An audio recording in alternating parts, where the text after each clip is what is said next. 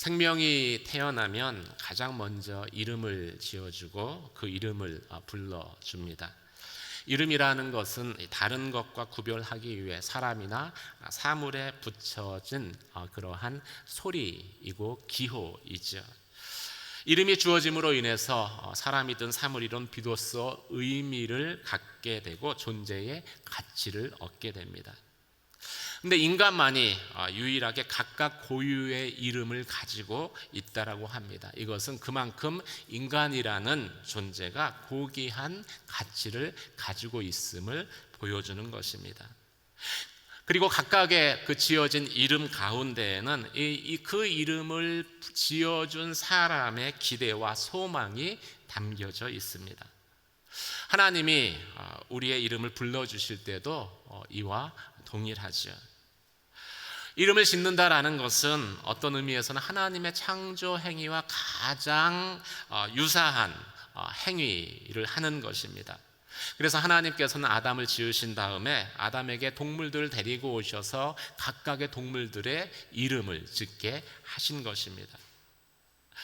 이 하나님의 이름을 불러준다라는 것은 또 다른 의미로는 그 이름에 걸맞는 존재로 변화되는 것을 의미하기도 합니다. 그래서 이름을 불러주는 것, 이름을 지어주는 것은 하나님의 전적 은혜다라고 말할 수 있습니다. 하나님은 지렁이 같은 삶을 살았던 야곱에게 이스라엘이라는 새 이름을 지어주셨습니다.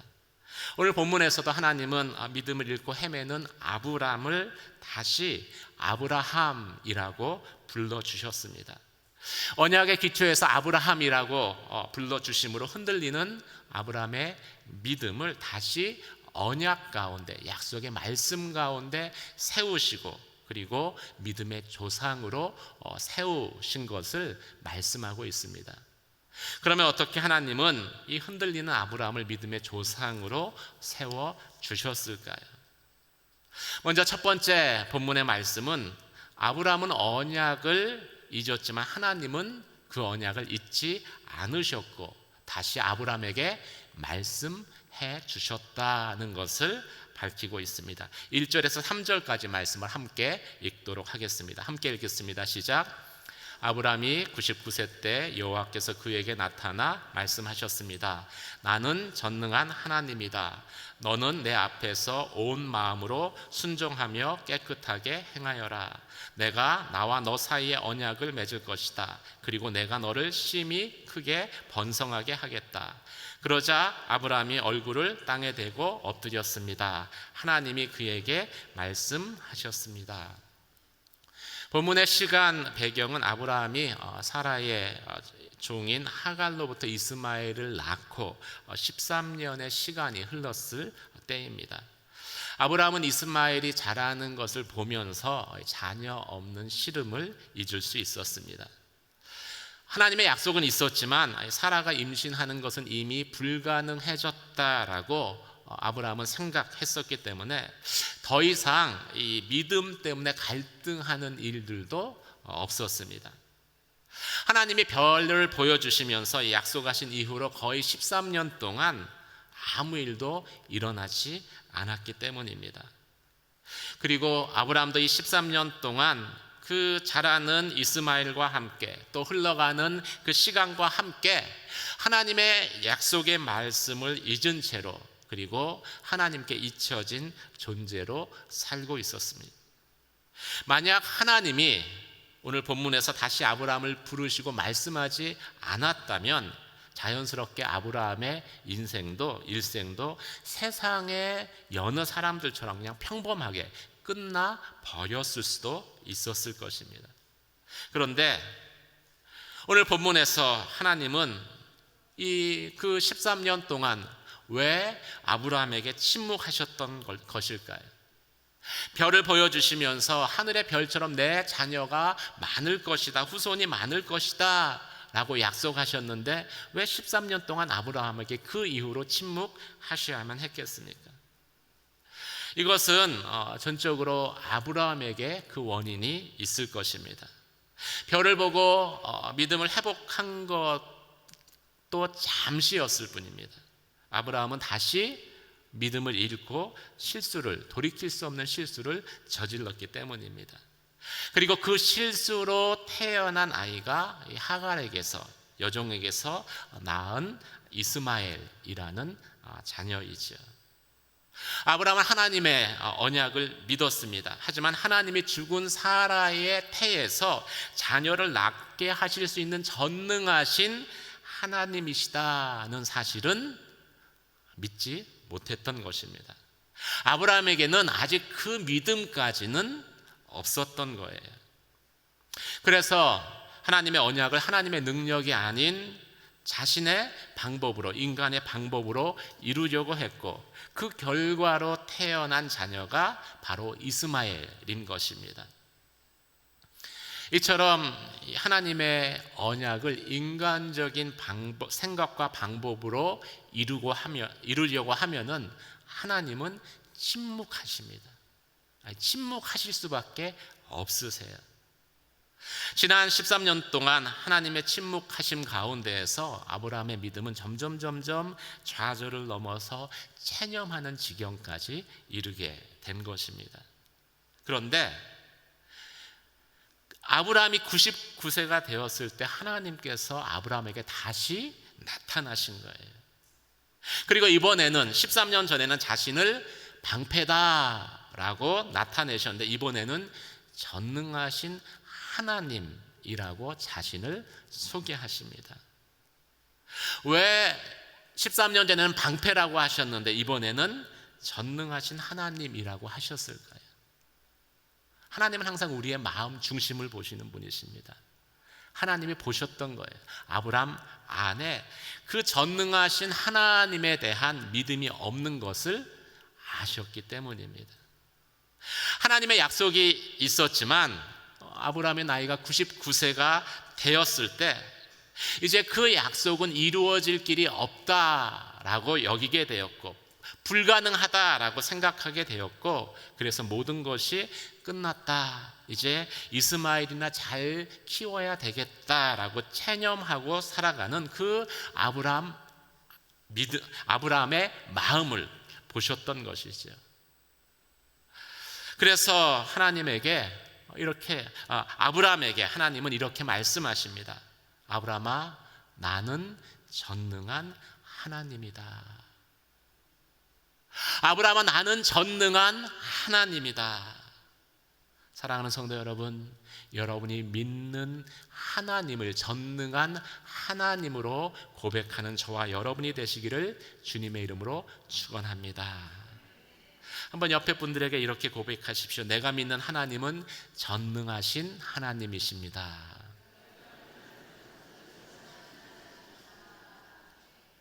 이 말씀은 하나님의 약속은 반드시 지켜진다는 것을 의미하는 것입니다. 나는 너에게 24년 전에 한 약속의 말씀을 반드시 이룰 것이다 라고 하나님이 확증해 주시는 것이지요.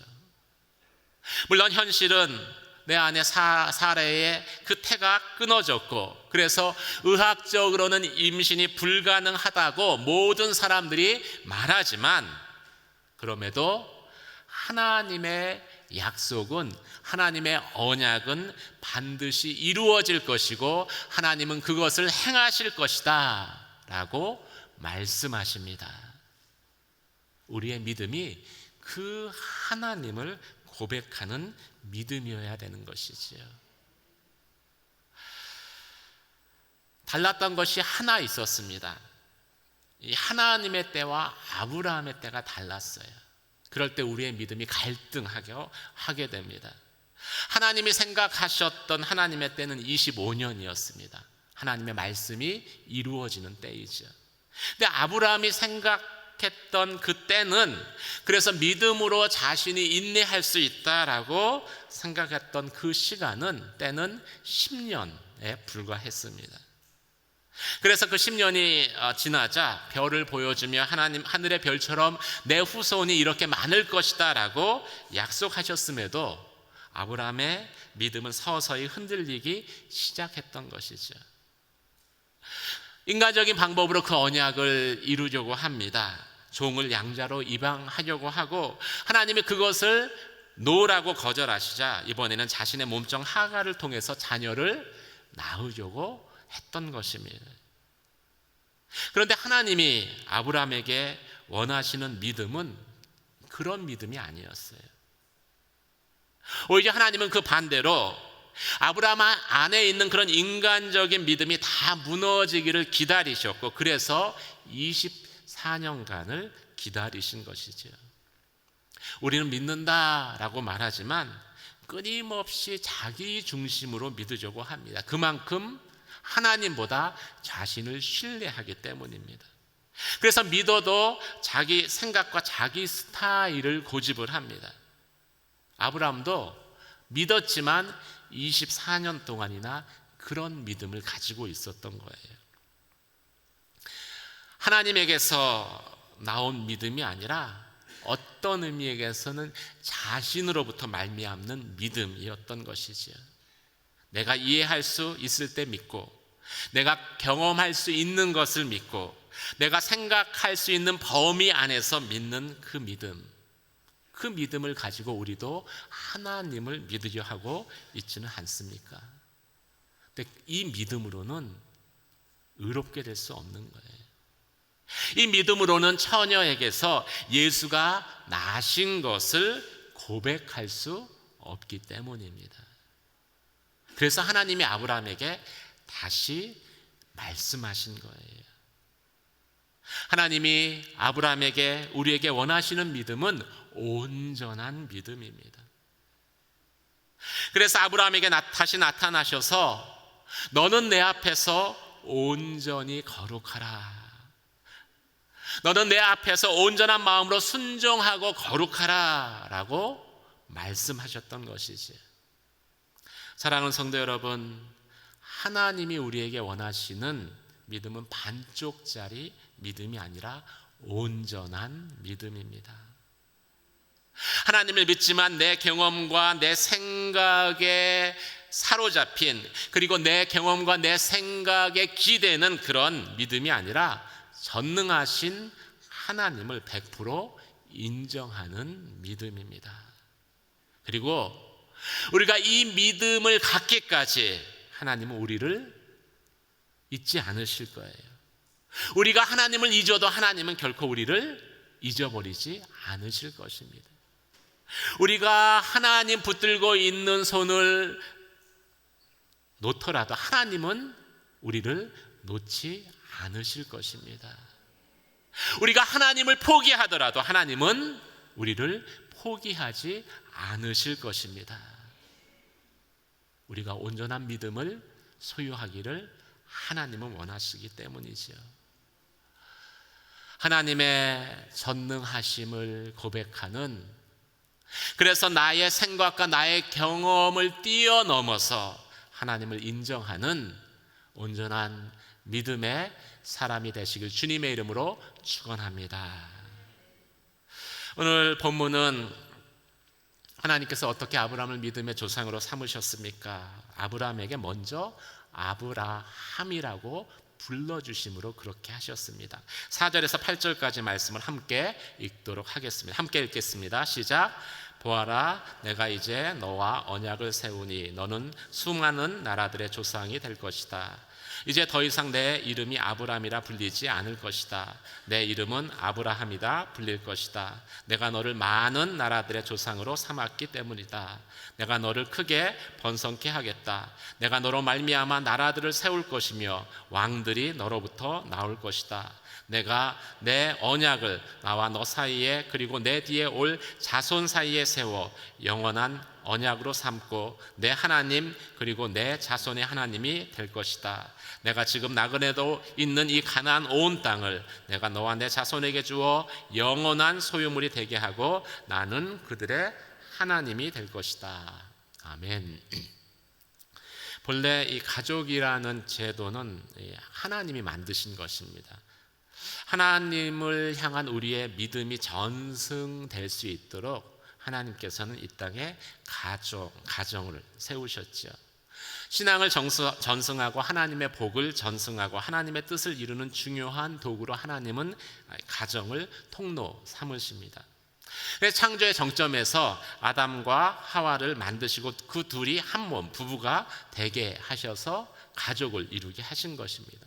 그만큼 하나님의 뜻을 이루는 데 있어서 이 가족은 중요합니다. 아브라함이라는 이름도 그래서 이 가정 안에서 높으신 아버지다, 또 존경받을 만한 아버지다라는 그런 뜻을 가지고 있는 것입니다. 근데 하나님께서 이 언약을 갱신하시면서 이 아브람이라는 이름을 아브라함이라고 고쳐서 불러주십니다. 그러면서 이 가족의 범위를 확장시키세요. 아브라함이라는 이 뜻은 아람어인데 열국, 많은 나라들의 아버지라는 뜻을 가지고 있기 때문이죠.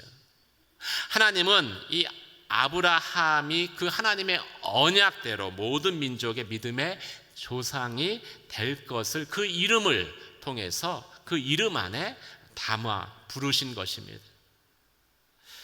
만약 하나님께서 아브라함이 한 가족의 존경받는 아버지로만 살아가는 것을 원하셨다면 굳이 이 아브라함 대신에 아브라함 이름도 좋잖아요. 아브라함 이름 대신에 아브라함이라는 새 이름을 불러주시지는 않았을 것입니다. 창세기 12장에서 본토 친척 아비집을 떠나라고 하나님이 말씀하신 것도 아브라함에게 아비집이라는 우리가 일반적으로 알고 있는 그 가족 대신에 땅의 모든 족속을 믿음의 가족으로 주시기 위해서였던 것이죠. 그래서 새롭게 불러주신 아브라함이라는 그 이름 안에는요, 하나님의 계획, 하나님의 기대가 담겨져 있는 것입니다. 그런데 이 기대가 비단 아브라함만을 향해서 갖고 계신 기대가 아니다라는 거예요. 아브라함의 후손으로 부름받은 이 땅의 모든 크리스찬을 향해서 갖고 계시는 하나님의 기대이기 때문입니다. 여러분은 하나님의 기대주인 거예요. 한번 옆에 분에게 당신은 하나님의 기대주입니다. 우리를 향해서도 그런 기대를 갖고 계시다라는 것이죠. 근데 아브라함이 준비돼서 하나님이 아브라함이라고 불러주셨겠어요? 아닙니다. 본문을 쭉 읽어보면은요, 이 하나님이 아브라함이라고 불러주실 때는요, 아브라함의 믿음이 가장 밑바닥에 있었던 때입니다. 그런데도 준비되지 않았는데도 자격을 갖추지 않는데도 하나님이 먼저 아브라함이라고 불러주신 거예요. 하나님의 믿음의 법칙이지요. 그리고 우리를 향한 하나님의 은혜라고 말할 수 있습니다. 우리가 아브라함처럼 살기를 원한다면은 우리는 이 하나님의 기대를 항상 기억하며 이 가족에 대한 우리의 생각을 바꿀 필요가 있습니다. 어떤 분들은 삶의 목표가 뭐냐고 물으면은 한평생 자기 가족을 잘 먹여 살리다가 죽는 삶이 내 삶의 목표라고 이야기하시더라고요. 근데 적어도 그거는 저희가 극복해야 된다는 것이죠. 물론 하나님께서 내게 주신 자녀들, 아내를 위해서 최선을 다해서 우리는 섬겨야 할 것입니다. 그런데 거기에 머물면 안 된다라는 거예요. 거기서 한 걸음 더 나아가서 하나님의 기대대로 더 넓은 눈으로 우리는 바라봐야 하기 때문입니다. 나와 다른 이웃도 가족으로 여길 수 있어야 되고, 더 나아가서 나와 다른 민족도 가족으로 여겨야 합니다. 더 나아가서 나와 다른 인종도 내 가족처럼 생각하고 그 사람들에게도 하나님의 사랑을 나눠주는 삶을 살아야 되는 것이죠. 이것이 하나님이 우리 가운데 갖고 계신 기대인 것입니다. 그리고 이것이 아브람과 같이 이 땅에 복의 통로로 살아가는 길입니다. 너를 축복하는 자를 내가 축복하고 너를 저주하는 자를 내가 저주하리니 땅의 모든 족속이 너를 통하여 복을 얻으리라. 사랑하는 성도 여러분, 아브라함과 같은 복의 통로로 살아가시기를 주님의 이름으로 축원합니다. 그러려면은 좀 더 큰 가족의 개념이 우리의 믿음 안에 정립되어 있어야 돼요. 보통의 한국 부모들처럼 그냥 맹목적인 사랑으로 자기 자녀에게만 집착하는 것을 저희가 극복해야 합니다. 교회가 그런 의미에서는 진짜 좋은, 진짜 필요한 그러한 공간입니다.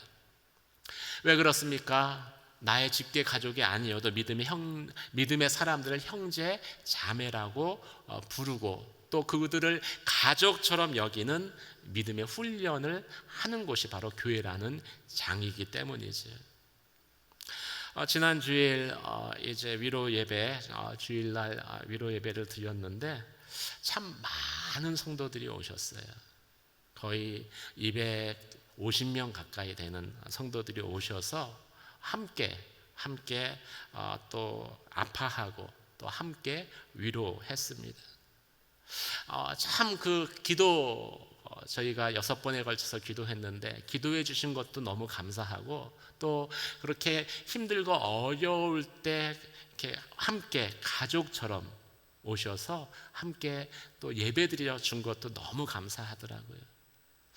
예배를 마치고 가면서 생각을 해봤어요. 왜 이토록 많은 사람이 왔을까? 많은 성도들이 오셨을까? 기도하면서 가족처럼 느꼈기 때문에 그랬다라는 생각을 하게 됐습니다. 교회 공동체가 그래서 필요한 것이죠. 또 교회 공동체가 필요한 이유는 우리가 서로를 향해서 아브라함이라고 불러줘야 하기 때문에 그렇습니다. 왜 하나님께서 이름을 아브라함이라고 바꿔주셨을까요? 이름이라는 거는요, 내가 나를 부를 때 사용하는 게 아닙니다. 다른 사람이 나를 부를 때 사용하는 게 이름이기 때문에 그렇죠. 하나님도 아브라함을 아브라함이라고 불러주시지만 하나님은 믿음의 공동체 안에서 아브라함 볼 때마다 아브라함이라고 불러주기를 원하셨기 때문이죠. 그리고 계속 아브라함이라는 그 말을 들을 때마다 진짜 아브라함으로 살아갈 수 있는 능력을 얻기 때문에 그렇습니다. 자꾸 불러줄 때 아브라함처럼 변화되는 거예요. 한번 옆에 분에게 당신은 아브라함입니다. 이렇게 준비되지 않을 수 있습니다. 자격이 없을 수 있어요. 하지만 우리가 서로를 향해서 하나님의 언약을 가진 자녀로 불러줄 때 그 약속의 자녀로서 살아갈 수 있는 힘을 얻게 되는 거예요.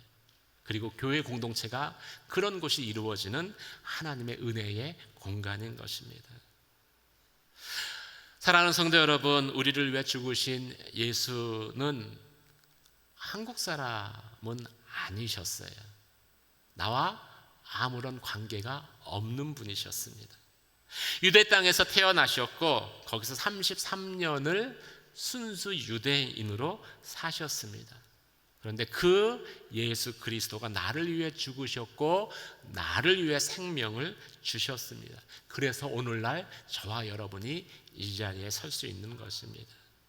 나와 관계없는 사람들도 자신의 가족처럼 여기며 형제처럼 여기고 사랑하셨기 때문에 오늘 저와 여러분이 여기에 있는 거예요.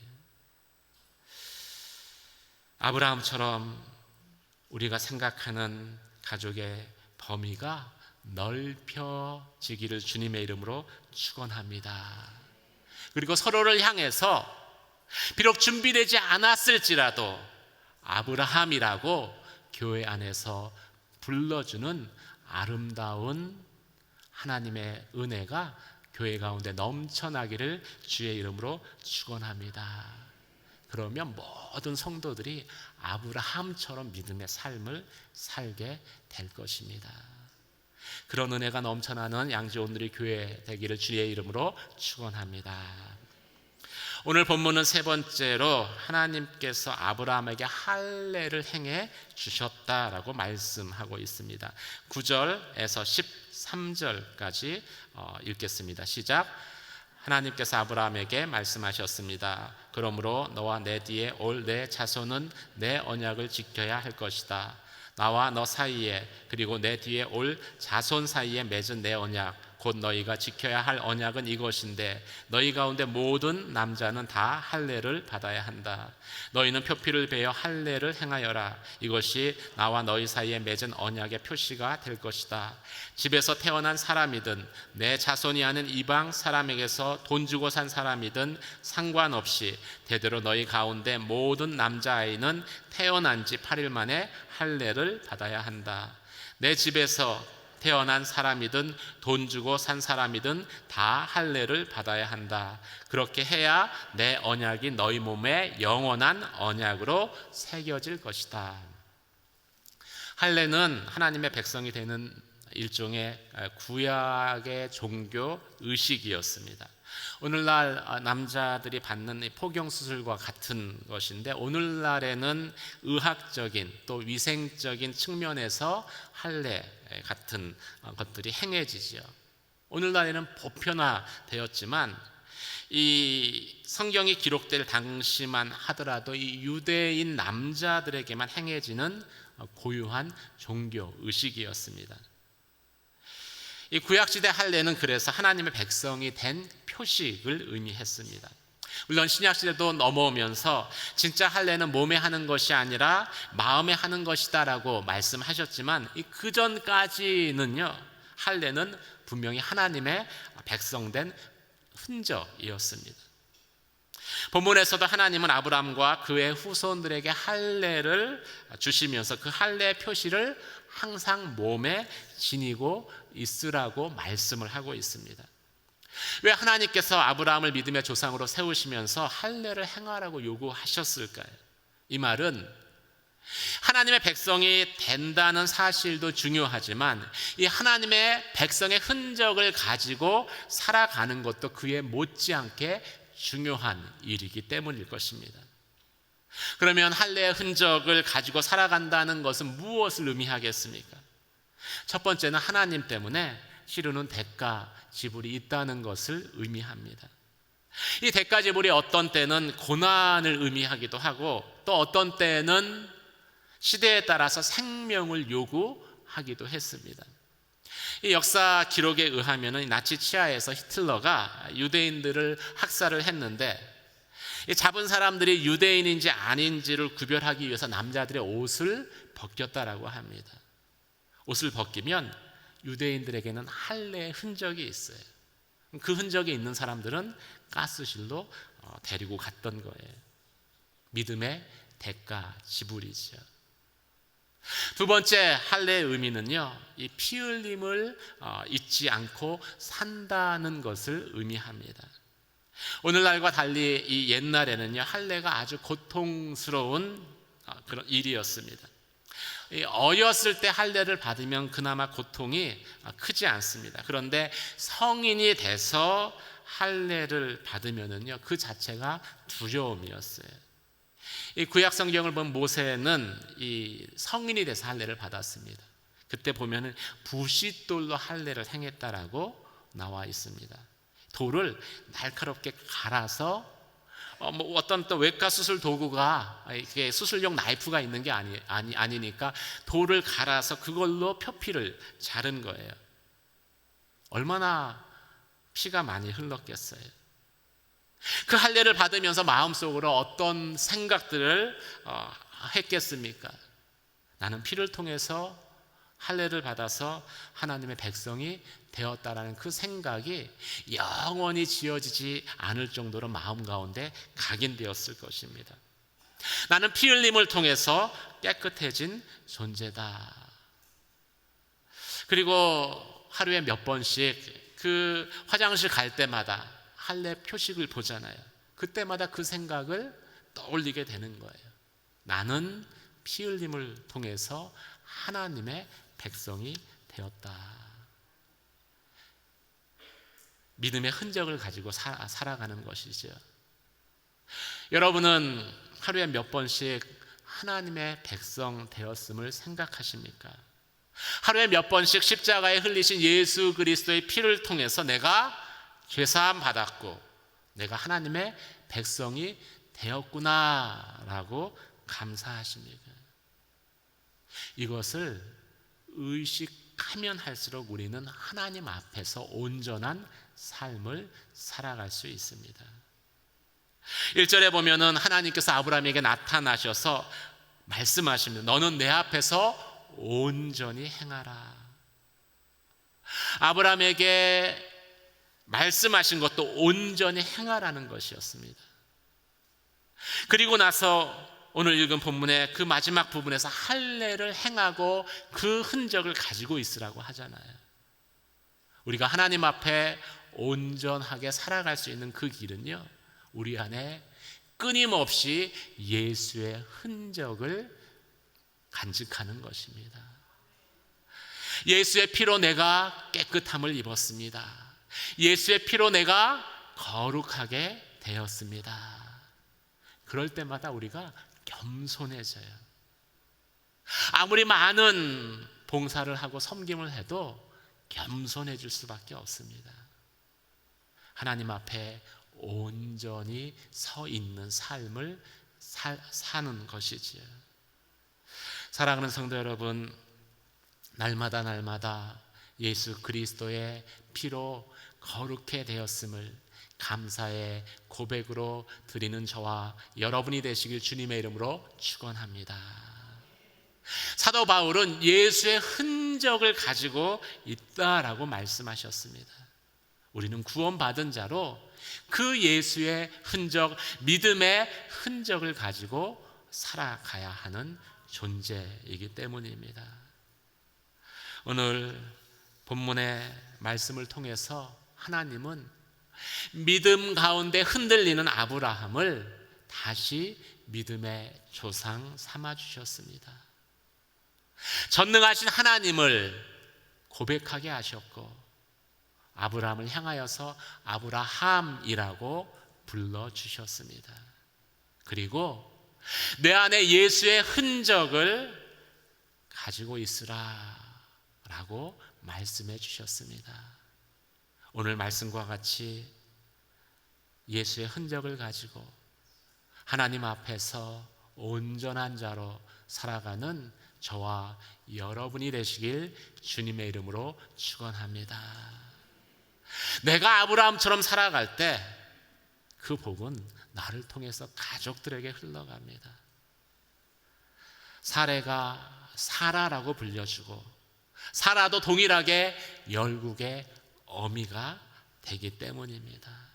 그리고 그 자녀들이 아브라함과 같은 복의 통로로 살아가기 때문입니다. 오늘 말씀을 통해서 예수의 흔적을 간직한 자로 삶을 결단하는 저와 여러분 되시길 주님의 이름으로 축원합니다. 말씀을 생각하며 기도하도록 하겠습니다.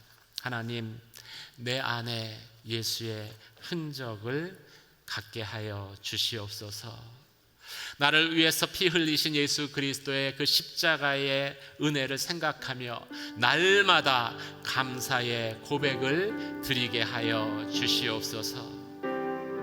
믿음의 사람들을 향해서 아브라함이라고 부르게 하시며 하나님, 나를 향해서 아브라함이라고 부르시는 그 하나님의 음성을 듣게 하여 주시옵소서. 아브라함과 같은 믿음의 사람으로 살게 하시며 나를 통해서 하나님의 은혜가 나의 가정 가운데, 나의 이웃 가운데, 또 이 민족 가운데 흘러가도록 주님 그렇게 축복의 통로 삼아 주시옵소서. 함께 기도하며 나아가도록 하겠습니다.